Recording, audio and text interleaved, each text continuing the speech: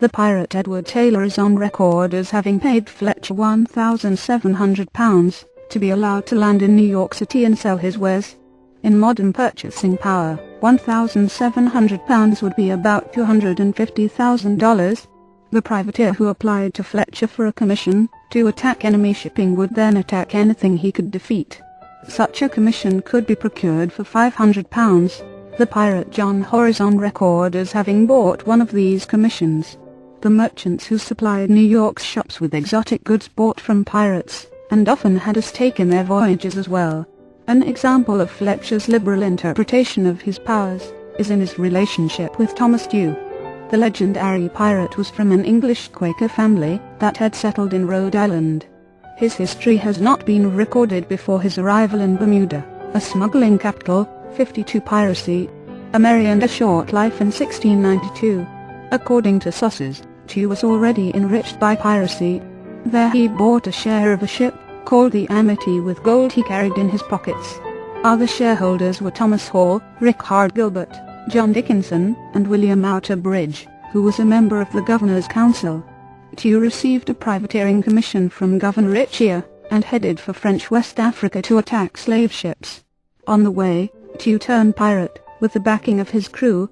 They headed for the Red Sea and attacked Arab shippers, before settling in the Kingdom of Pirates, Madagascar. After several adventures, Tew returned home.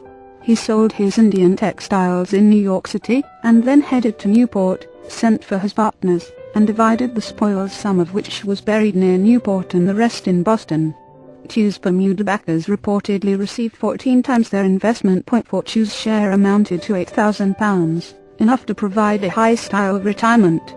For a while Tew took part in the good life in Rhode Island, untainted by the same crimes that would see Kidd hanged. But the governor of Massachusetts denied Tew another privateering commission, so he applied to the governor of Rhode Island, and for £500 received his papers. The first order of business was sailing to New York to meet with the Phillips family. Frederick Phillips was the 17th-century equivalent of a venture capitalist. He provided the equipment needed for a pirate voyage, and in turn, was entitled to a share of the gains. His only risk was monetary, and he hedged his bets by making numerous investments. Those who came to him risked life and liberty. With Frederick Phillips's backing, Tew outfitted his second pirate expedition, one that would immensely benefit his patron. Tew's second adventure found him capturing ships of the great model and keeping 100 unmarried girls as well as treasure.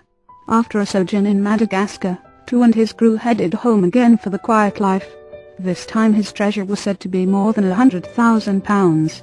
Phillips, who risked only money, in comparison to the pirates who risked their lives, would earn more than £100,000 backing numerous voyages. Under a black flag 53, Tew's weakness was that he could not retire. He sought another privateering commission, this time from the new governor of Rhode Island, John Easton, who refused. Tew then applied to Governor Fletcher of New York. Fletcher knew that Tew was a well-known sea rover, but felt justified in commissioning him to sail against the French. When later defending his actions, Fletcher claimed he did not know of Tew's reputation, but that the stranger had planned to attack the French at the mouth of the Canada River. Such commissions against the French were nothing unusual.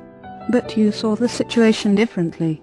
Tew outfitted his ship, and then sailed between New York and Boston recruiting fellow pirates and adventurers for his fleet. Fletcher claimed the commission was for attacking the French in Canada, but Tew openly acknowledged there was more money to be gained in the Indian Ocean, and that this area was his destination. Thomas Tew made his final voyage to the Indian Ocean, where he reportedly had some early success against Indian trading ships. But he may have pushed his luck. He was never again seen in New England. On occasion, Fletcher had to make a token charge against a pirate or smuggler to confuse his enemies. In 1694 he seized a ship that had returned from a Caribbean voyage. The ship was owned in part by one of New York's wealthiest men, Robert Livingston. Livingston not only beat the charges, but also sought a way to get rid of Fletcher at the same time. It would take 4 years and the efforts of 2 partners. It was into this early version of the World Trade Center that Captain Kidd sailed. The world of Captain Kidd, born in Greenock, Scotland, in 1645, William Kidd climbed up the career ranks as a seaman and finally a captain. Scotland was pirate central after the Templar fleet had sought shelter there centuries before, and the country, along with Ireland, would be regarded as a pirate haven for another 2 centuries. Before the so-called Golden Age of piracy, pirates were more likely to be found capturing ships loaded with wool or fish, but certainly not capturing the Spanish treasure fleet. 54 Piracy. A merry and a short life plundering the ports of the Golden Main, or chasing the fleet of the Mughal of India. But piracy, like smuggling, was living. As Templar soldiers and their descendants remained in the military service as mercenaries, Templar sailors and their descendants spawned a culture of both legal privateering and illegal piracy. In the 17th century, many Scottish seamen were commissioned to battle Dutch attackers who preyed on English and Scottish shipping and fishing. Later, after one more attempt to attain independence, Scottish Jacobites swelled the ranks of the pirates in Europe and the Caribbean. It is little wonder that the best pirate literature was also spawned in Scotland. Robert Louis Stevenson wrote the classic Treasure Island, and fellow Scot J. M. Barrie wrote Peter Pan. Participation in piracy and smuggling was a frequent occurrence in Scotland, despite laws that called for the highest penalties against these offences.